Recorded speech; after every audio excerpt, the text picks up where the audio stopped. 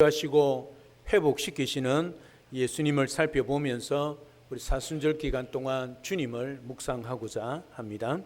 오늘은 그 첫 번째로 예수님께서 손 마른 사람 치유하시는 말씀입니다. 마가복음 3장 1절에서 6절입니다.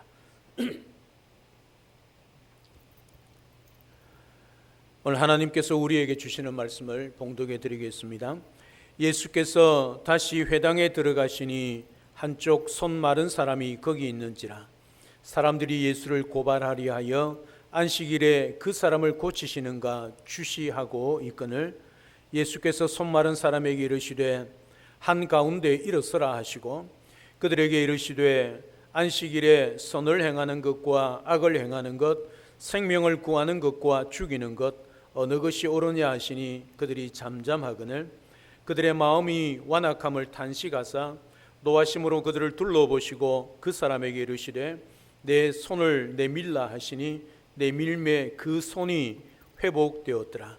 바리새인들이 나가서 곧 헤롯 당과 함께 어떻게 하여 예수를 죽일까 의논하니라. 아멘. 여러분, 우리나라에서 남북한에서 가장 높은 산으로 치면 백두산을 말할 수 있을 겁니다. 여러분 아마 비전 트립을 통일 비전 트립을 다녀오신 분들은 아마 백두산 천지에 올라갔던 것을 여러분들이 아실 겁니다. 불행히도 우리나라 북한으로서 올라가는 게 아니고 중국 땅으로 밟아서 올라갔습니다. 중국은 백두산을 장백산, 장바이산이라 그렇게 부릅니다. 여러분 백두산에 가면 천지가 있습니다. 그 천지가 유명하지요. 여러분 그 천지에 물이 있는데 예를 들어서 하늘에서 빗방울이 천지로 내릴 때에 그 빗방울이 동쪽으로 기울여서 동쪽으로 흘러내려면 어디로 흘러가느냐 하면 두만강으로 흘러갑니다. 또 그 빗방울이 서쪽으로 향하여 서쪽으로 내려가면 어디로 가느냐 하면 압록강으로 흘러갑니다. 그래서 백두산 천지를 통해서 두만강과 압록강의 지류를 이루게 되어집니다.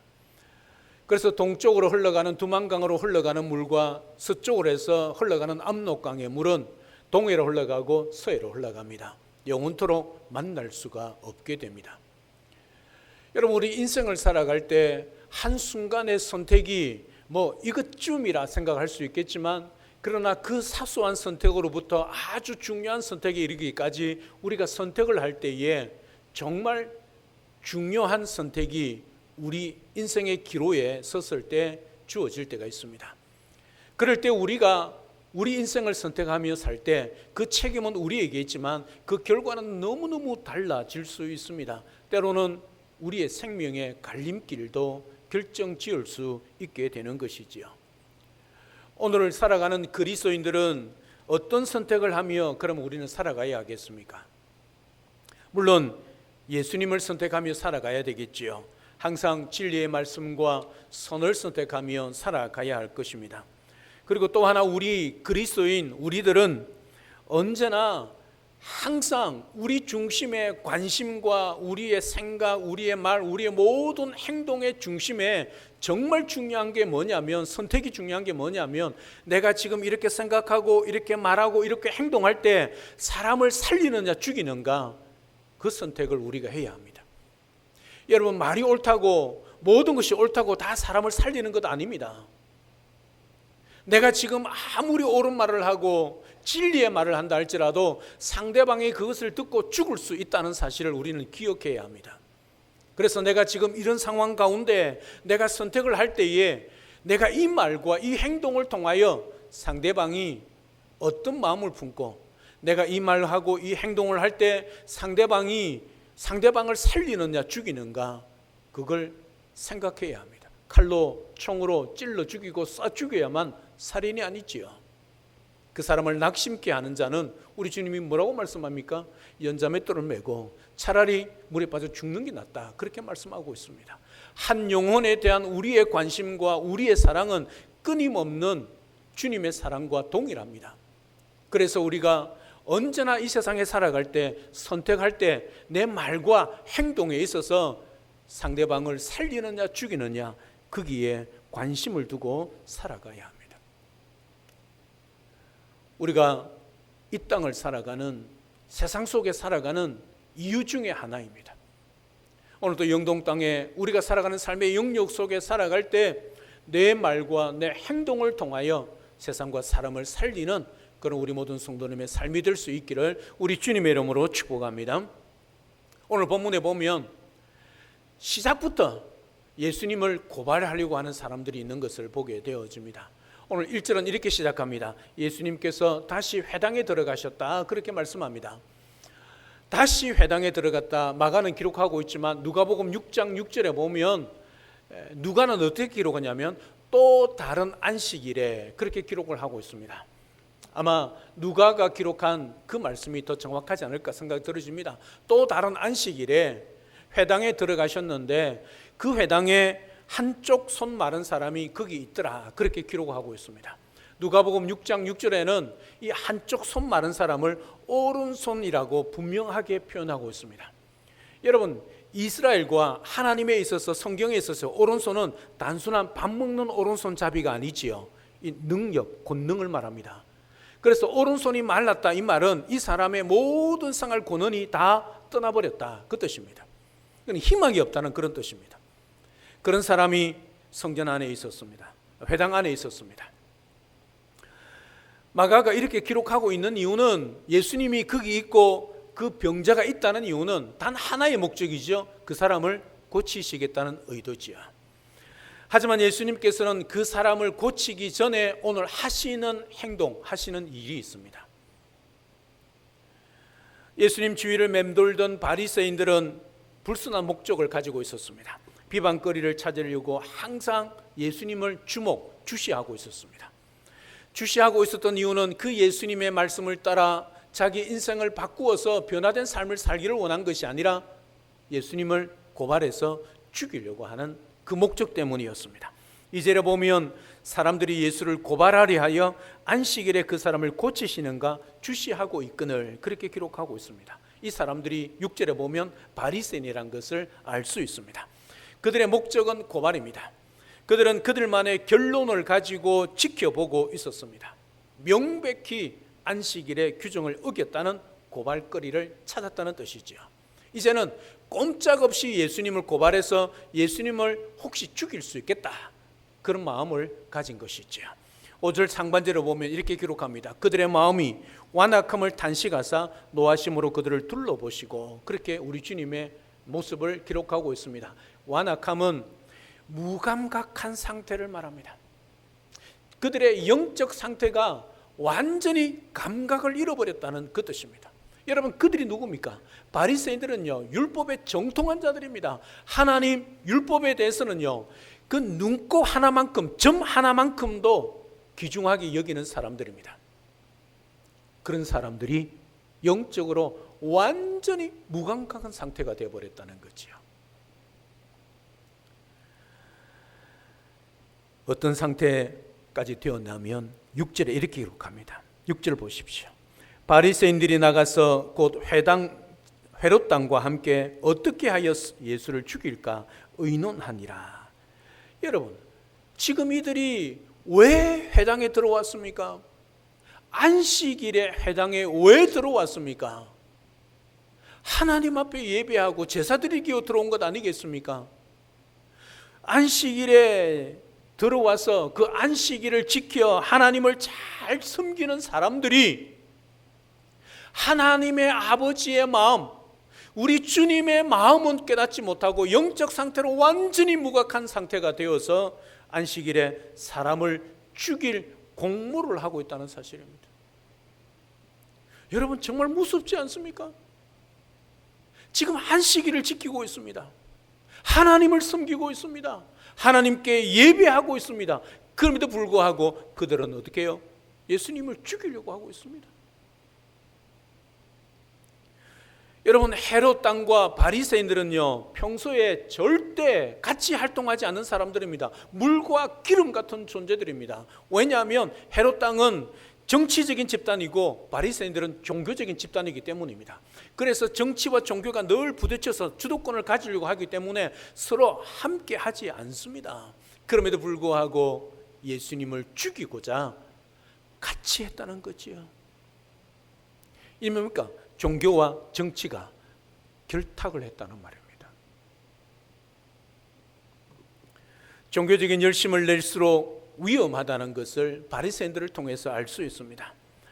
여러분, 이 종교적인 열심은 아무리 옳은 일이라 할지라도 사람을 죽이게 됩니다. 십자가와 반대지요. 십자가는 우리가 죽으면서 다른 사람을 살리는 것입니다. 내 삶이 거듭나는 것이지요. 사랑하는 여러분, 자칫 잘못하면 나의 종교적 열심이 상대방을 죽일 수 있다는 사실을 기억하셔야 합니다. 종교적인 열심인지 아닌지를 알 수 있는 기준이 무엇이겠습니까? 물론 말씀이겠지요. 그러나 중요한 것은 오늘 바리새인들도 말씀에, 율법에 정통한 사람들이었습니다. 그러면 무엇이 기준이 되겠습니까? 단 하나입니다. 나의 열심이 사람을 살리느냐 죽이느냐, 사람을 세우느냐 무너뜨리느냐, 사람을 위로하느냐 아니면 낙심케 하느냐, 거기에 달려있다는 사실이지요. 여러분의 생각, 여러분의 말, 여러분이 하는 행동, 여러분의 열심의 기준이 사람을 살리느냐 죽이느냐, 거기에 있다는 것을 확실히 깨닫고 항상 무엇을 생각하든 무슨 말을 하든 어떤 행동을 하든 사람과 세상을 살리는 그런 우리 모든 성도님들 되시기를 우리 주님의 이름으로 축복합니다. 두 번째, 바리새인들의 관심은요, 다른 데 있지 않습니다. 오직 율법에 있었습니다. 복음이 없는 곳, 사랑이 없는 곳, 율법만이 강조되는 곳은 살벌합니다. 여러분, 바리새인들이 복음의 율법에 정통한 자들이라 말씀을 드렸습니다. 그들은 하나님 섬기는 일에서는요, 그 어느 사람들보다 1등이라고 자부하는 사람들입니다. 여러분, 그럼에도 불구하고 그들 속에는 사랑이 없습니다. 율법의 완성은 뭐라고요? 사랑입니다, 여러분.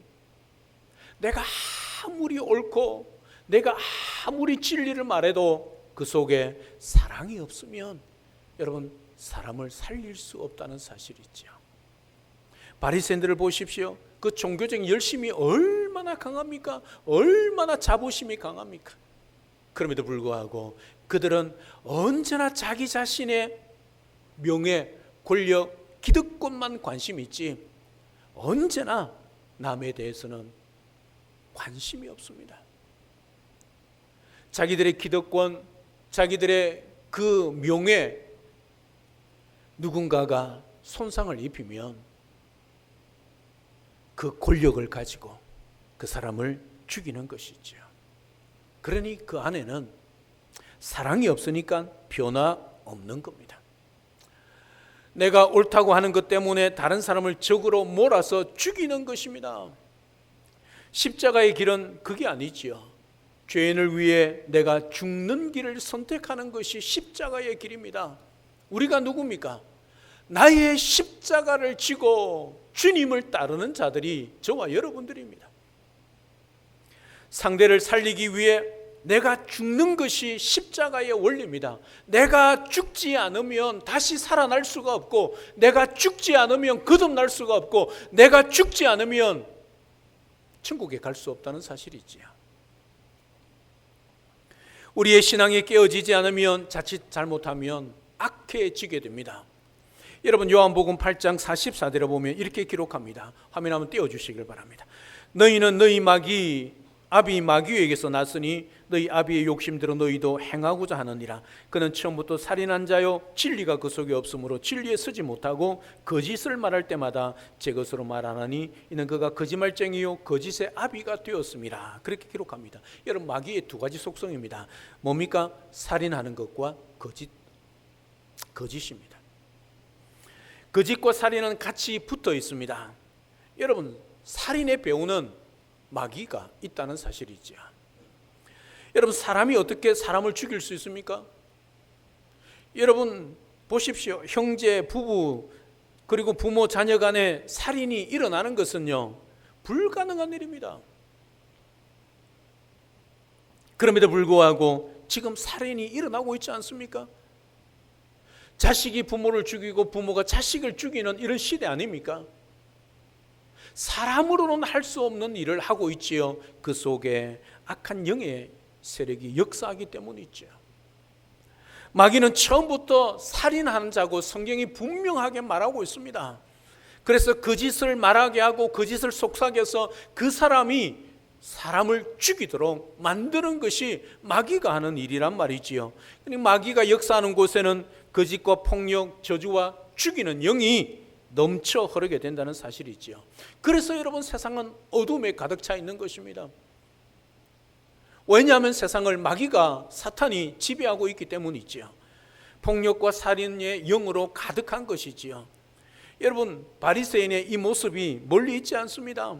현대판 바리새인들이 얼마나 많이 일어날 수 있습니까? 어떻게든 이런 지경까지 이르게 되었겠습니까? 여러분, 바리새인들 보십시오. 그들은 하나님을 섬기는 것이 아니라 의식, 그들이 정해놓은 그 법 안에, 테두리 안에 그들이 몰두하고 있다는 것을 알 수 있습니다. 그것이 종교화입니다. 그들만의 리그입니다. 그들만의 열심입니다. 우리 주님이 오늘 그들을 향하여 탄식하지요. 오늘 주님께서 이 바리새인들을 세워놓고 안식일에 손 많은 사람을 고친 이유가 바로 그것입니다. 그리고 마태복음에 보면 이사야 42장의 그 말씀을 빌려서 우리 주님이 사람을 고치고 회복시키시고 구원하시는 메시아이신 것을 드러내기 위해서 이 일을 하셨다고 분명히 기록하고 있다는 것을 알 수 있습니다. 여러분, 내 열심, 내 열정의 종교의 열심으로 살아가게 되어지면 사람을 죽일 수 있는 것입니다. 예수님은 종교를 세우기 위해서 이 땅에 오신 것 아닙니다. 예수님을 믿으면 믿을수록 우리가 더 사랑이 없고 식어져 가고 율법에 정통해서 남을 정죄하고 남을 판단한다면 여러분, 그건 종교심에 가득한 자들입니다. 우리 주님을 진실로 믿는다면 우리는 성품이 더욱 순해져야 합니다. 주님을 닮아가야 합니다. 세상이 갈수록 잔인해지고 냉혹해지고 있다면 문제가 있지 않겠습니까? 예수 그리스도를 만나고 복음을 경험하지 못하면 우리의 내면이 변화되지 않습니다. 아무런 일이 일어나지 않습니다. 그렇기 때문에 예수를 믿는다 하면서도 더 거칠어지는 것이지요. 다 자기 중심이 되어지는 겁니다. 더 예수 믿는 사람이 고집이 세다고 말하고 있지 않습니까? 정해진 틀에 그 안에, 내가 생각하는 그 틀 안에 이 사람을 끼워 맞추는 겁니다. 그래서 내가 생각하는 대로 안 되면 그 사람을 정죄하고 판단하고 비판하고 미워하고 시기하는 것이지요. 그리고 우리가 말씀을 들을 때에 언제나 우리 자신들의 삶을 돌아보고 적용을 해야 되는데 그리하지 않지요. 바리새인들의 특징이 하나 있습니다. 예수님이 말씀하면 뭐요? 거부하고 어떻게 합니까? 남에게 적용하지 않습니까? 그런데 바리새인들의 눈은 늘 다른 사람들에게 향해 있습니다. 주님은 그런 그들에게 핵심적인 원리를 가르치는 거지요. 오늘 본문 4절입니다. 4절을 보시기를 바랍니다. 우리 4절 다 같이 함께 한 목소리 읽겠습니다. 시작. 그들에게 이르시되 안식일에 선을 행하는 것과 악을 행하는 것, 생명을 구하는 것과 죽이는 것 어느 것이 옳으냐 하시니 그들이 잠잠하거늘. 여러분, 참 중요한 질문을 던질 뿐만 아니라 명제를 알려주고 있습니다. 급소를 찌르고 있습니다. 그들이 지금 어디에 몰두하고 있는지, 무엇이 잘못되어 있는지 우리 주님이 질문을 통해서 그들을 깨우치고 있습니다. 여러분, 바리새인들 율법에 정통한 사람이라 말했습니다. 그들은 가말리엘 출신으로 온갖 학문들을 다 배운 엘리트들입니다. 그런 그들이 주님 이 말씀 앞에 잠잠하거늘 기록하고 있습니다. 할 말을 잃어버렸다는 거지요. 왜 그들이 잠잠했을까요? 반론의 여지가 없기 때문이죠. 그러면 그들이 잘못을 구하고 용서를 구해야 하지 않겠습니까? 주님, 우리가 잘못했으니까 답을 가르쳐 주십시오. 우리가 어떻게 하면 좋겠습니까? 그래, 너희들은 사람을 살리는 사람이 되라. 그러면 예 하고 순종하면 될 것인데 어떻게 합니까? 그리 하지 않습니다. 오히려 그렇게 말씀하신 예수님을 죽이려고 하는 것이죠. 반면에 예수님의 관심은 사람을 살리는 것에 있었습니다. 바벨론 포로 시대 이후에 미시나 문서에 보면 안식일에 금해야 하는 39가지나 되는 것을 나열하고 있습니다. 하지만 그런 규제로 왜 안식일이 존재하는지도 알 수 없게 되어버렸기 때문에 주님은 그들의 잘못된 것을 막아서는 것입니다. 그러나 주님은 모세의 율법을 어긴 것이 아니지요. 여러분, 당시 율법사들이 사람들에게 올가매기 위하여 만들어 놓은 그들만의 규칙을 우리 주님은 깨뜨리신 겁니다. 우리 주님이 율법을 범한 것 아닙니다. 그 율법 안에서 그들이 빼내서 그들이 어떻게 하든지 이 사람들을 꼼짝달싹 못하게 하고 자기들의 말에 순종하게 복종하기 위해서 만들어 놓은 규칙이지요. 그 규칙을 우리 주님은 깨신 겁니다. 주님은 이미 율법을 재해석해 주셨지요. 마가복음 2장 27절부터 28절입니다. 오늘 본문에 있는 앞에 있는 말씀입니다. 또 이르시되 안식일이 사람을 위하여 있는 것이요 사람이 안식일을 위하여 있는 것이 아니니 이러므로 인자는 안식일의 주인이니라. 여러분, 안식일의 주인이 우리 주님이십니다. 따라서 예수님의 관심은 안식일을 지키느냐 안 지키느냐 그게 중요한 게 아니라 우리 주님은 사람에게 있고 사람을 살리는 것에 있었다는 말이죠. 그래서 오늘 본문 5절 하반절에 보면 그 사람에게 이르시되 내 손을 내밀라 하시니 내밀매 그 손이 회복되었더라. 그렇게 분명하게 기록하고 있는 겁니다. 회복이란 단어는요, 하나님의 나라에서 핵심적인 단어입니다. 안식일은 회복되는 날입니다. 우리의 육신이, 우리의 병든 영혼이 안식일을 통해서, 주일을 통해서, 말씀을 통해서, 예배를 통해서 하나님 앞에 치유받고 회복되는 그 날이 바로 그 날이죠. 그러니 예수님은 안식일의 목적에 맞게 행동하신 것입니다.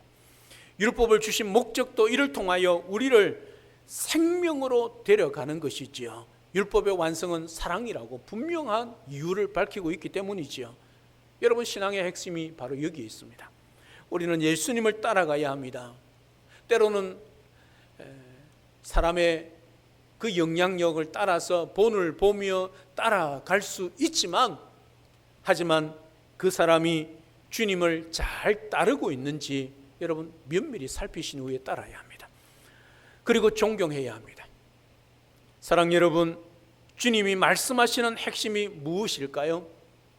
안식일에 선한 일, 살리는 일을 하는 것은 너무나도 당연하다는 것을 말씀해 주고 있는 겁니다. 주님은 죄와 사망의 권세 아래 있는 자들을 살리러 오셨습니다. 하나님의 나라는 치유와 회복입니다. 그래서 요한복음 10장 10절에 보면 우리 주님이 오신 목적도 이렇게 기록하고 있습니다.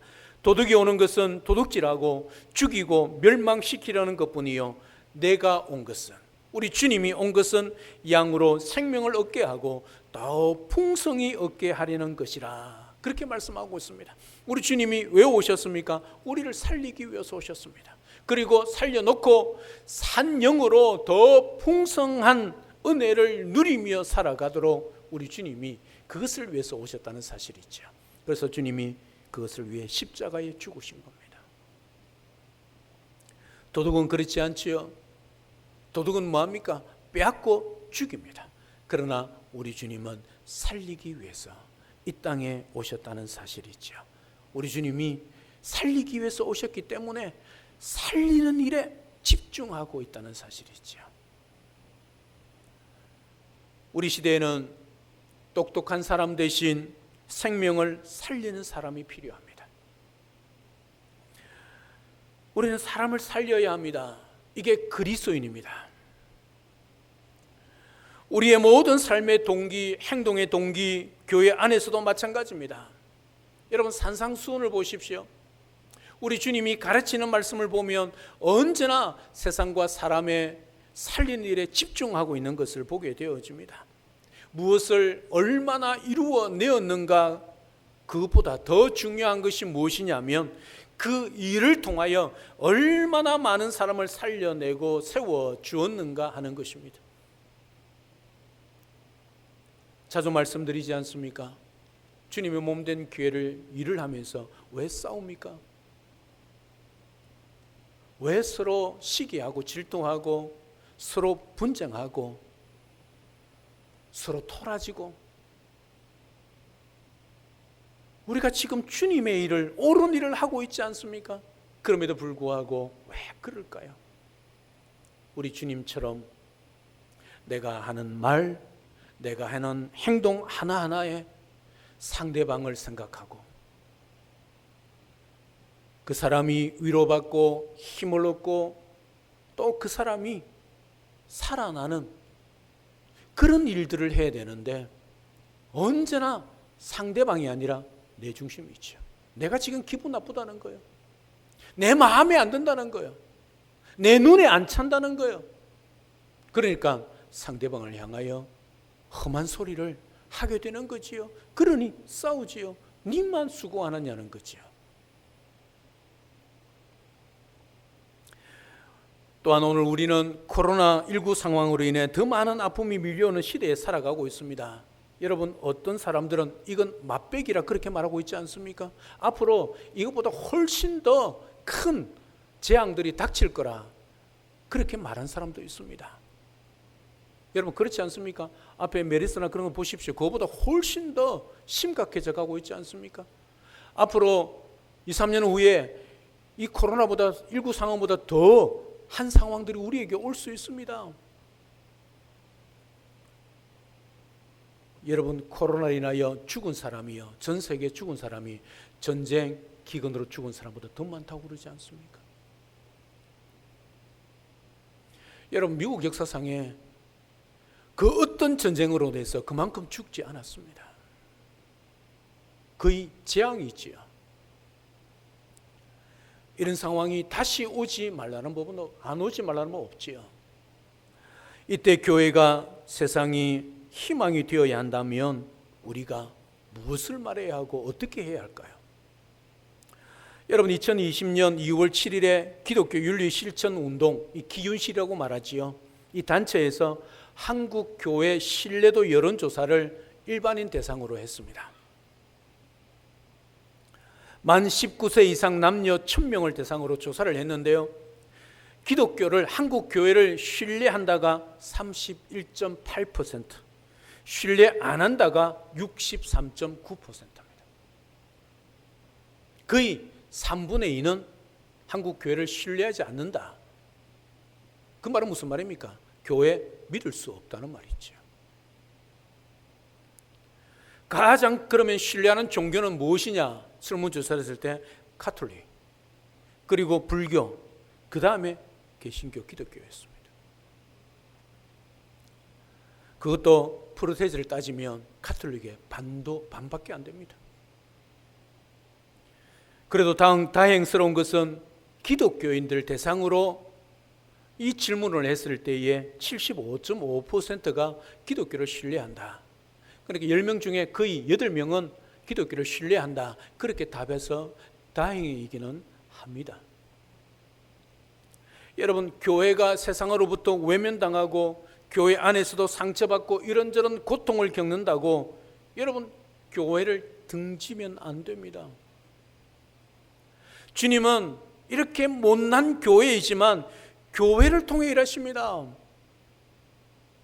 여러분, 사도신경을 보십시오. 사도신경에 보면 그 마지막, 사도신경 딱 3가지입니다. 성부 하나님, 성자 예수님, 성령 하나님을 믿는다는 고백입니다.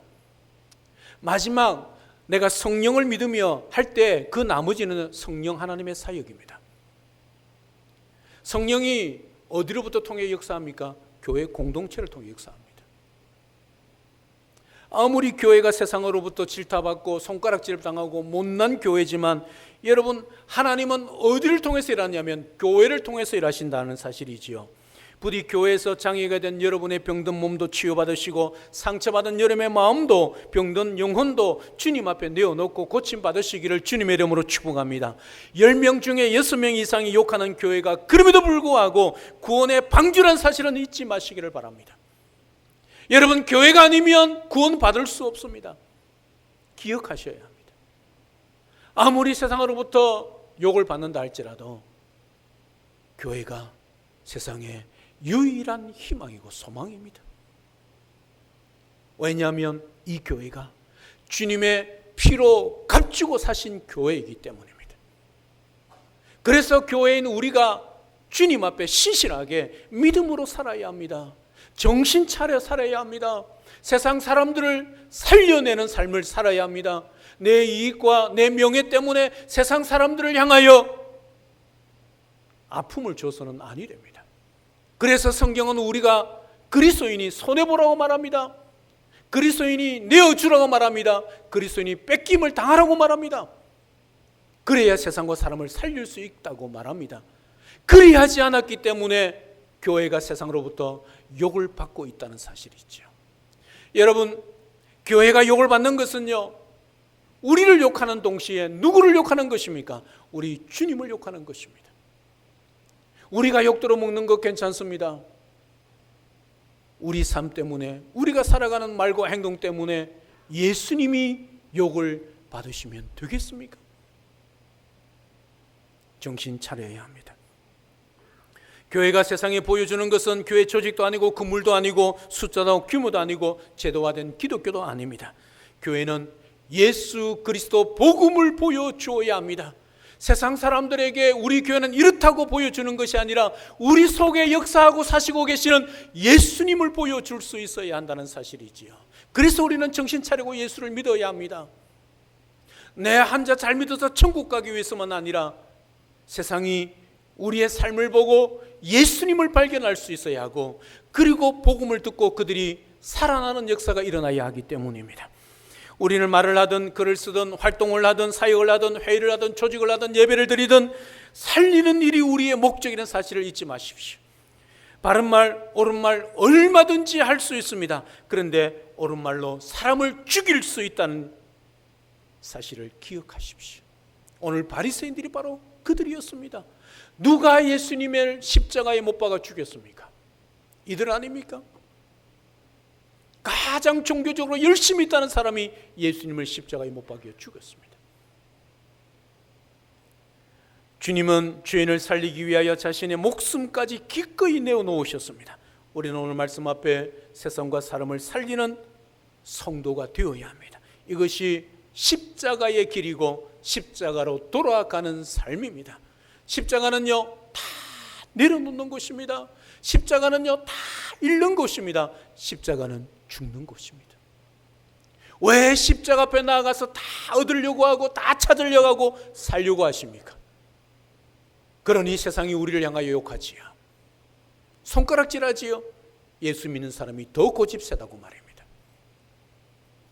예수 믿는 사람은 자기들밖에 모른다고 말입니다.